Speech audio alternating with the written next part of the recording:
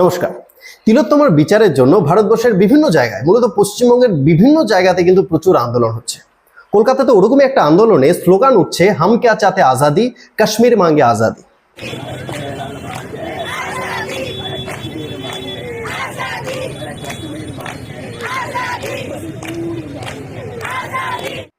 তিলোত্তমার বিচারের সাথে কাশ্মীরের স্বাধীনতা এর কোনো সম্পর্ক খুঁজে পাচ্ছেন? আশা করি পাচ্ছেন না, কিন্তু এর পেছনে একটা সূক্ষ্ম ষড়যন্ত্র আছে, একটা সূক্ষ্ম সম্পর্ক আছে। এতদিন ধরে আমাদের রাজ্যে যে আন্দোলন হয়েছে, সেই আন্দোলনে যে স্লোগানগুলো হতো সেগুলো মূলত বাংলায়। We want justice, we demand justice, এটা বাদ দিলে সমস্ত স্লোগানগুলো মূলত বাংলায় হতো। তিলোত্তমা ভয় পেও না, বিচার ছাড়া থামছে না, রাজ্যবাসীর একই স্বর, আরজিকর আরজিকর, পুলিশ তুমি চিন্তা করো, তোমার মেয়ে হচ্ছে বড়, সমস্ত স্লোগানগুলো কিন্তু বাংলাতে হচ্ছিল। এর মধ্যে হাম ক্যা চাহতে আজাদি, কাশ্মীর মাঙ্গে আজাদি, এটা কিন্তু নতুন আমদানি করা একমাত্র হিন্দি স্লোগান। এটা কারা আমদানি করলো, কোন উদ্দেশ্যে করলো, এই সমস্ত কিছু আজকের ভিডিওতে আলোচনা করব। ভীষণ গুরুত্বপূর্ণ ভিডিও হতে চলেছে, তাই রিকোয়েস্ট করবো যে ভিডিওটা স্কিপ না করে শেষ পর্যন্ত ভিডিওটা মনোযোগ দিয়ে দেখুন। যারা জানেন না তাদের উদ্দেশ্যে বলে দিই যে হাম ক্যা চাহতে আজাদি, কাশ্মীর মাঙ্গে আজাদি, ব্রাহ্মণ বাদ সে আজাদি, মনু বাদ সে আজাদি, এই যে স্লোগানগুলো, এগুলো কিন্তু সিপিএম এর স্লোগান। সিপিএম এর একজন প্রাক্তন কুখ্যাত নেতা কানহাইয়া কুমারের নাম আপনারা শুনেছেন। কানহাইয়া কুমারকে কিন্তু হাম ক্যা চাহতে আজাদি, কাশ্মীর মাঙ্গে আজাদি, ব্রাহ্মণ বাদ সে আজাদি, এই স্লোগান দিতে আপনারা হয়তো কয়েক লক্ষ কোটি বার শুনেছেন।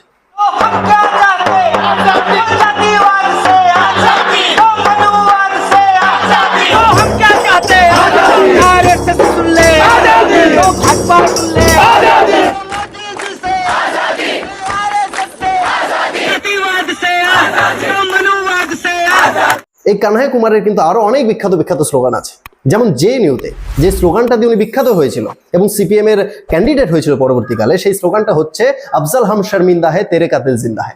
আফজাল খানকে, আফজাল খানের মতো একটা দেশদ্রোহী যাকে আমাদের দেশের সর্বোচ্চ আদালত ফাঁসির শাস্তি দিয়েছে, আর সিপিএম এর নেতারা, কানহাইয়া কুমারের মতো সিপিএম এর নেতারা বলছে যে আফজাল হাম শর্মিন্দা হে তেরে কাতিল জিন্দা হে।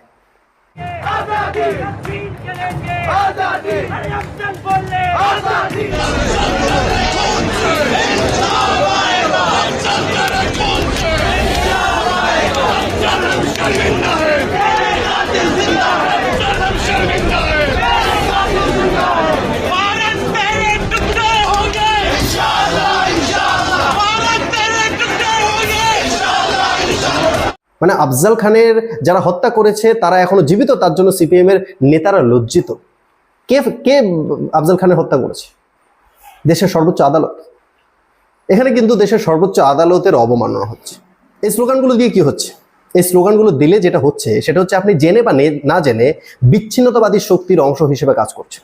কারণ যখনই আপনি বলছেন কাশ্মীর মাঙ্গে আজাদি, তখন আপনি আমাদের দেশ স্বাধীন দেশ, এই স্বাধীন দেশের একটা স্বাধীন প্রদেশ হচ্ছে কাশ্মীর, কিন্তু সেই কাশ্মীরের স্বাধীনতা চাইছে, যে জিনিসটা ঠিক পাকিস্তানিরা চাইছে, ঠিক কাশ্মীরের আতঙ্কবাদীরা যে জিনিসটা চাইছে যে ভারতবর্ষ থেকে কাশ্মীর স্বাধীন হয়ে যাক, বিচ্ছিন্ন হয়ে যাক, যে জিনিসটা অরুন্ধতী রয়ের মতো ঘোষিত কমিউনিস্টরা চাইছে। অরুন্ধতী রয় পুরো পৃথিবীতে বিখ্যাত হয়েছে এই বক্তব্য বলে যে that Kashmir has never been an integrated part of India. উনি পুরো পৃথিবী ঘুরে ঘুরে এই বক্তব্যটাই প্রচার করছে যে কাশ্মীর কখনো ভারতবর্ষের অবিচ্ছিন্ন অংশ ছিলই না। And very aggressively said, "Madam, is Kashmir an integral part of India or not? Is Kashmir an integral part of India or not?" About 5 times. So I said, "Look, Kashmir has never been an integral part of India."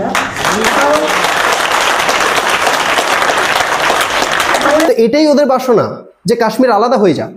তাই যারা এই slogan দিচ্ছেন তারা জেনে বা না জেনে তারা কিন্তু একটা টুকরে টুকরে গ্যাং, তারা কিন্তু বিচ্ছিন্নতাবাদী শক্তির অংশ হিসেবে কাজ করছে। তারপরে এরা ব্রাহ্মণবাদ থেকে আজাদি চাইছে, মনুবাদ থেকে আজাদি চাইছে। আপনারা মনুবাদ থেকে আজাদি চাইতেই পারেন, কিন্তু মনুবাদ থেকে আজাদি চাইতে গেলে মনুবাদটা কি সেটা তো প্রথমে জানতে হবে। কিন্তু আমি গ্যারান্টি দিয়ে বলতে পারি যে যেই সমস্ত কমিউনিস্টরা আজকে কাশ্মীর মাঙ্গে আজাদি, ব্রাহ্মণবাদ সে আজাদি, মনুবাদ সে আজাদি বলে চিল্লাচ্ছে, তারা মনুবাদটা কি সেটা জানেই না ম্যাক্সিমাম। তাদের মধ্যে কয়জন মনুস্মৃতিটা পড়ে দেখেছে? মনুস্মৃতিতে লেখা আছে যত্রস্তু নারীস্তু পূজ্যন্তে রামন্তে তত্র দেবতা, অর্থাৎ যেখানে নারীর পুজো করা হয় সেখানে দেবতার বাস। যত্রস্তু ন পূজ্যন্তে যত্রস্তু ত্রিফলা ক্রিয়া, যেখানে নারীর পুজো করা হয় না সেখানে সমস্ত কর্ম বিফল, যাগ যজ্ঞ ধ্যান পুজো এই সমস্ত কিছু বিফল। আপনারা এই মনুস্মৃতি থেকে, এই মনুবাদ থেকে মুক্তি চাইছে? তাই মনুবাদ থেকে আজাদি চাইতে গেলে প্রথমে মনুবাদটা কি সেটা আমাদের জানতে হবে। আজকে 2024-এ দাঁড়িয়ে এরা মনুবাদ থেকে মুক্তি চাইছে, মনুবাদ সে আজাদি চাইছে, কিন্তু দেশের কোথায় মনুবাদ চলছে আমাদের জানা নেই, আমার তো জানা নেই। কিন্তু হ্যাঁ, শরিয়া আইন কিন্তু দেশের বিভিন্ন জায়গায় চলছে, কিন্তু হিন্দু সমাজের কোনো একটা অংশ যারা মনুস্মৃতিকে ফলো করছে বা মনুবাদ এখনো চলছে, ব্রাহ্মণবাদ চলছে, এটা কিন্তু আমার জানা নেই। আমরা যখন কারোর সাথে মেলামেশা করি, সে ব্রাহ্মণ না ক্ষত্রিয় না বৈশ্য না শূদ্র, এসব কেউ কিন্তু আমরা জানতে চাই না, আমরা সবার সাথে সমানভাবে মিশি। কিন্তু এরা শুধু হিন্দু ধর্মের মধ্যে এই জিনিসগুলোই খুঁজে পায়, জাতিবাদ খুঁজে পায়, কুসংস্কার খুঁজে পায়, এরা হিন্দু ধর্মের মধ্যে ভালো কিচ্ছু খুঁজে পায়। তার মানে যখনই আপনি স্লোগানগুলো দিচ্ছেন, আপনি কনসাসলি বা আনকনসাসলি আপনি নিজের ধর্ম নিজের সংস্কৃতি থেকে দূরে সরে যাচ্ছেন। এবার চলে আসুন ডাক্তারদের আন্দোলনে, যেখানে তিলোত্তমার বিচারের দাবি করা হচ্ছে, সেখানে এই স্লোগানগুলো আমদানি করার কারণ কি? প্রথম কথা তো হচ্ছে তিলোত্তমার বিচারের সাথে কাশ্মীরের আজাদির কোনো সম্পর্ক থাকতে পারে না, ব্রাহ্মণবাদ থেকে আজাদির কোনো সম্পর্ক থাকতে পারে না। এই যে কাজটা হয়েছে, এটা কি ব্রাহ্মণবাদের জন্য হয়েছে না মনুবাদের জন্য হয়েছে? তাহলে এই আন্দোলনে দাঁড়িয়ে ব্রাহ্মণবাদ সে আজাদি, মনুবাদ সে আজাদি, এর মানে কি? জিন্নাবালি আজাদি, এই স্লোগানগুলো দেওয়া হচ্ছে। কিন্তু তিলোত্তমার বিচারের সাথে ব্রাহ্মণবাদ সে আজাদি, মনুবাদ সে আজাদি, কাশ্মীর মাঙ্গা আজাদি এর সম্পর্ক কি? অ্যাকচুয়ালি যারা এই স্লোগান দিচ্ছে তাদের তিলোত্তমার উপর যে অত্যাচার হয়েছে, তাদের ফাঁসি হলো, বিচার হলো কি হলো না, তাতে ওদের কিচ্ছু যায় আসে না। এরা বিচার চায় না, এরা শুধু চাইছে যে বিশেষ একটা অর্গানাইজেশনকে চাঙা করতে এই আন্দোলনটাকে কেন্দ্র করে। কিন্তু এইভাবে আন্দোলন হচ্ছে, এইভাবে যদি তিলোত্তমার উপরে যে অত্যাচার হয়েছে, আমাদের যে দাবি, সেই দাবি পূরণও হয়ে যায়, যদি ফাঁসিও হয়ে যায় বা সঠিক বিচার হয়ে যায়, তবু আমাদের যে আসল উদ্দেশ্য, যে একটা বিশেষ অর্গানাইজেশনকে চাঙা করা অথবা এখান থেকে একটা নিজের পলিটিক্যাল কেরিয়ার তৈরি করা, সে উদ্দেশ্যটা তো সফল হচ্ছে না। মানে আন্দোলনের পেছনে যে সিপিএম আছে সেটা তো বোঝাই যাচ্ছে না। অ্যাকচুয়ালি আন্দোলনের পেছনে সিপিএম নেই, আন্দোলনের পেছনে আছে সাধারণ মানুষ। কিন্তু এর সামনে দাঁড়িয়ে এই আজাদি আজাদি স্লোগান দিয়ে, ইনকিলাব স্লোগান দিয়ে পুরো আন্দোলনটাকে হাইজ্যাক করা, যেন সাধারণভাবে দেখলে মনে হয় যে পুরো আন্দোলনটাই সিপিএম করেছে। এই যে আসল উদ্দেশ্যটা, সেই উদ্দেশ্যটা তো সফল হচ্ছে না। তাহলে এই উদ্দেশ্যটা সফল করতে গেলে এটা যে সিপিএম ডেকেছে সেটা বোঝাতে হবে, আর সেইটা বোঝাতে গেলে আপনার ইনকিলাব জিন্দাবাদ স্লোগান দিতে হবে, অথবা হামকে চাতে আজাদি স্লোগান দিতে হবে, যে স্লোগানগুলো শুনলে লোকে বুঝতে পারবে যে এটা সিপিএম এর স্লোগান। এটা হচ্ছে আসল হিসাবটা। আর তার জন্যই এই স্লোগানগুলো হঠাৎ করে শুরু হয়েছে। না তো আপনি ভেবে দেখুন, তিলোত্তমার বিচার চাইছি আমরা কাশ্মীরের আজাদি চাইছি না, মনুবাদ থেকে আজাদি চাইছি না। আপনাকে কে অধিকার দিয়েছে যে দেশের সাধারণ মানুষ তিলোত্তমার বিচারের জন্য যখন রাস্তায় নামছে, আপনি সেখানে দাঁড়িয়ে স্লোগান দিচ্ছেন হামকে চাতে আজাদি, মনুবাদ সে আজাদি, ব্রাহ্মণবাদ সে আজাদি?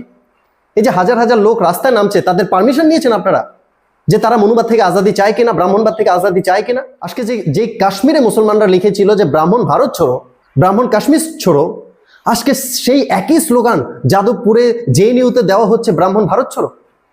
কি চাইছেন আপনারা? আজকে জুনিয়র ডাক্তারদের আন্দোলনের যিনি ফেস, তিনি মিডিয়াতে এসে বলছে যে যদি সিপিএম, তৃণমূল, কংগ্রেস, বিজেপি যারাই আসুক, তারা যদি রাজনৈতিক স্বার্থে আসে তাহলে গো ব্যাক স্লোগান শুনতে হবে, কিন্তু যদি তারা রাজনৈতিক স্বার্থের ঊর্ধ্বে উঠে আসে তাহলে আমরা গো ব্যাক স্লোগান দেবো না। রাজনৈতিক দল তৃণমূল, বিজেপি, সিপিএম, কংগ্রেস কাউকে আলাদা করে যারা দলীয় স্বার্থে, দলীয় এজেন্ডাতে আমাদের কাছে এসেছেন, তাদেরকে কিন্তু আমরা পাত্তা দিই। এটা প্রথম থেকেই এসছে, ব্যাস এইটুকু। কাউকে চাইছে না।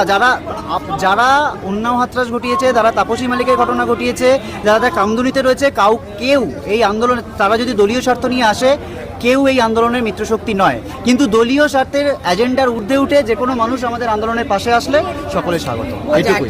তোমরা সিপিএম কে তাড়াচ্ছ না, কিন্তু বিজেপির কেউ এলে তোমরা গো ব্যাক বলছো। যেমন আমরা প্রত্যেককে দেখুন, যারা রাজনৈতিক উদ্দেশ্য নিয়ে এখানে এসেছে তাদের প্রত্যেকে গো ব্যাক খেয়েছে, আপনারা একটু নাম ধরে বলুন যে কোন ব্যক্তিরা এসেছে। সিপিএম সেইভাবে যদি আসে, কালকে যদি মোহাম্মদ সেলিম যদি ওখানে গিয়ে নিজের রাজনৈতিক ক্ষমতার স্বার্থে ওখানে আসেন, তাকেও গো ব্যাক বলা হবে। অর্থাৎ কালকে সুজন চক্রবর্তী যদি আসে, তাহলে আমরা গো ব্যাক স্লোগান দেবো কি দেবো না সেটা ডিপেন্ড করছে উনি রাজনৈতিক স্বার্থে এসছে নাকি রাজনৈতিক স্বার্থের ঊর্ধ্বে উঠে এসছে। তাহলে এখন প্রশ্ন হচ্ছে যে একটা লোক যখন আসলো, সে রাজনৈতিক উদ্দেশ্যে এসছে না রাজনৈতিক স্বার্থের ঊর্ধ্বে উঠে এসছে, সেটা আপনি বুঝবেন কিভাবে? ইন্ডিকেশনটা কি? এটা হচ্ছে প্রথম প্রশ্ন। আর দ্বিতীয়ত, আপনি যে কথাটা বলছেন সেই কথার সাথে তো কাজের কোনো মিল হচ্ছে না। কারণ অগ্নিমিত্রা পাল যখন নাকি আপনারা বিজেপির পার্টি অফিসের সামনে আন্দোলন করছেন, বিক্ষোভ করছেন, এবং করতেই পারেন, বিজেপির পার্টি অফিস ব্যবহার করা হচ্ছে মোবাইল চার্জ দেওয়ার জন্য, এবং তাদের টয়লেট, বাথরুম সেগুলো ব্যবহার করা হচ্ছে, এবং এটা মানবিক। বিজেপি যে বিশেষ কোনো মহান কাজ করেছে এগুলো পারমিশন দিয়ে তাদের বাথরুম বা ইলেকট্রনিক ডিভাইস চার্জ দিতে দিয়ে যে বিশাল কোনো কাজ করেছে সেটা না, এটা একদমই মানবিক বিষয়, এটা দেওয়া উচিত।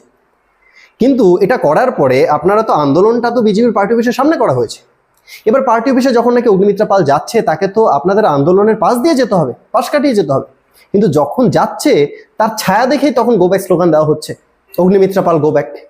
কোথায়? তখন তো জানার চেষ্টা করা হলো না যে অগ্নিমিত্রা পাল রাজনৈতিক স্বার্থে এসছে না রাজনৈতিক স্বার্থের ঊর্ধ্বে উঠে এসছে।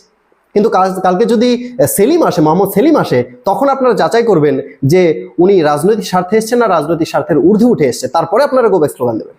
কিন্তু যখন বিজেপির কোনো নেতা মন্ত্রী যাচ্ছে বা বিজেপির কোনো লোক যাচ্ছে, তখন তো আপনারা সেটা বিচার করছেন না, তখন তো বিজেপির ছায়া দেখার সাথে সাথে আপনারা গো ব্যাক স্লোগান দিচ্ছেন।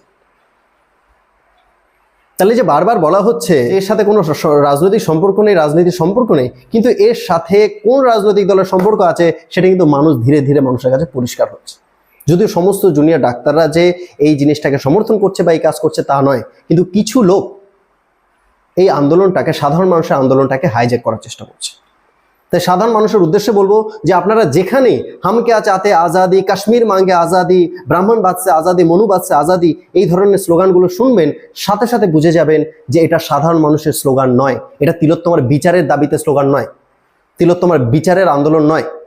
কারণ তিলোত্তমার বিচারের সাথে ব্রাহ্মণবাদ, মনুবাদ আর কাশ্মীরের আজাদির কোনো সম্পর্ক নেই। তাই সাধারণ মানুষের উদ্দেশ্যে আমি এটাই বলবো যে যেখানেই এই ধরনের আন্দোলন শুনবেন, আজাদি আজাদি স্লোগান শুনবেন, সেখানেই বুঝে যাবেন যে এই আন্দোলন সাধারণ মানুষের আন্দোলন নয়, এই আন্দোলন তিলোত্তমার বিচারের আন্দোলন নয়। কারণ তিলোত্তমার বিচারের সাথে কাশ্মীরের স্বাধীনতা বা মনুবাদ থেকে আজাদি, ব্রাহ্মণবাদ থেকে আজাদির কোনো রকম সম্পর্ক নেই।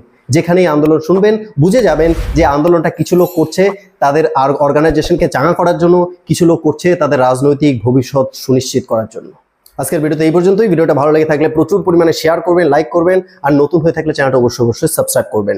জয় হিন্দ, জয় ভারত।